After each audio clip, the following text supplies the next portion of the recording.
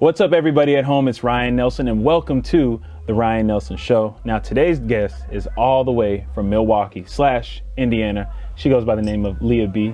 How you doing, Liah? I'm good. How are you? I'm doing well. Now, I have some questions because you are the second / first person I know from. Would you consider that the Midwest or just North? The Midwest. Yeah, the Midwest. Midwest. What was it like growing up there? Yeah, I think growing up there was interesting. Definitely, I grew up on the predominantly white side of town. Okay. So I feel like it definitely gave me the tools to work with anybody, like different people and stuff like that. There's not a lot to do there. Right. Musically, I feel like musically it could be a little bit more like elevated. Right. That's why, I think you can make it anywhere. You know, you have to put in the same work everywhere you go, no matter what. But I feel like if you're trying to do music for real, you wouldn't want to. That's not somewhere you would want to stay. Right. But like to raise a family, if you're like a teacher or a doctor or something like that, then yeah. Right. That's something that I was wondering, because when I hear of Milwaukee, Wisconsin, I think of cornfields, and I just think of lots of open. You want to raise land. some cows or something like that. You want to have corn, you know. Yeah, Indiana. Okay.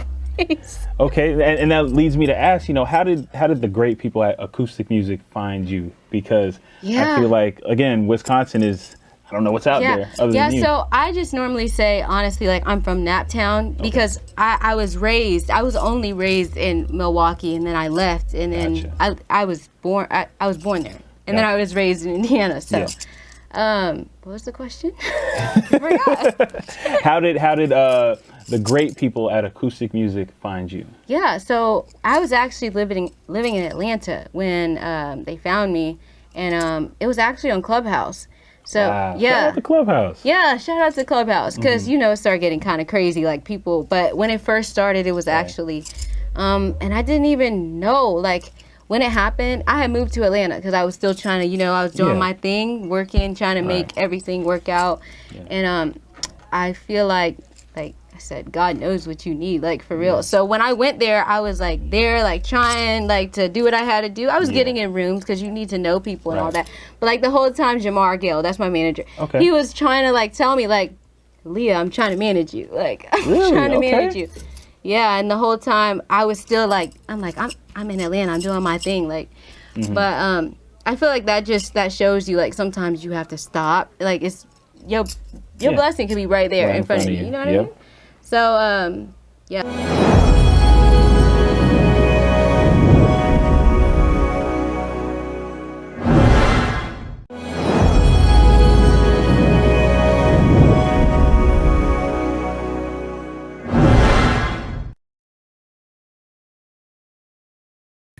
So, artist development, that's where you're at in your career right now. When I ask other artists or other people that are in the music industry what artist development looks like, I get 10 million answers. So why not ask an artist myself? So what has your experience been? So with artist development, I feel like every artist needs to go through it. And maybe I just realized maybe there's not a name for it. People know that they're going through it. Maybe, like when you're bettering yourself anyway as an artist, that's artist development. When you go to a label, they call it that, but like when you're independent, you just have to know, like every day, that's pretty much, what you have to do. Eating healthy, vocal training when you're a singer is important. You can't eat certain things before you you go in the studio. Like today, like I couldn't have milk because you're not supposed to have milk before you sing. You're really not. And then when you go to the studio too, like I have like lukewarm water because it can't be cold. Like it's just different stuff like that to make sure you're, like preparing for when I go on tour and when I do like bigger things.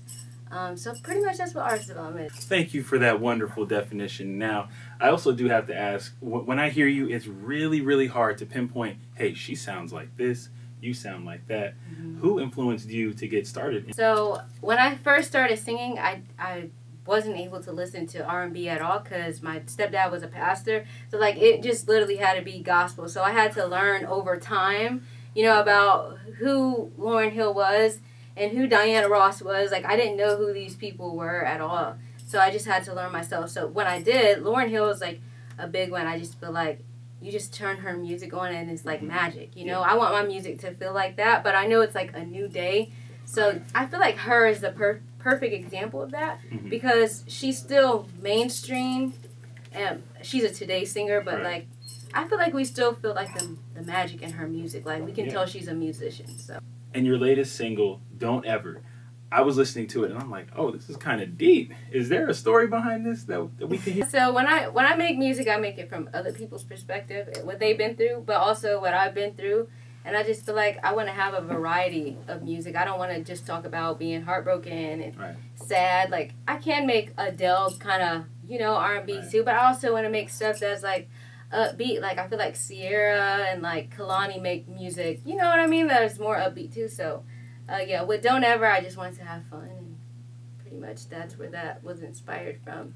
Telling somebody like you don't get to go back and forth, like this is just what it is, just a happy summer song. I was like, you know, is there a Twitter thread that we can read about No. this?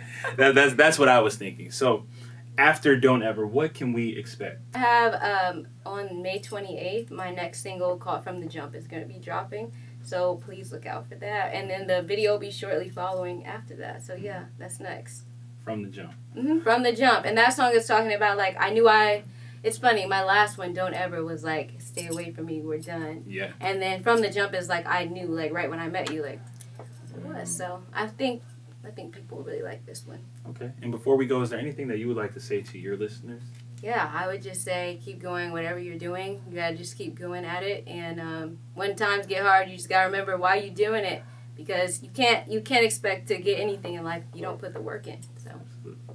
And where can everybody find you on social media before we Instagram, Facebook, whatever. It's just Liah B, LIAHB, Liah B. That's on Instagram, Twitter, everything. Mm-hmm. On everything, just put Liah B and I'll come up. Okay. There you guys have it. Thank you. Thank you for joining me. And this is The Ryan Nelson Show.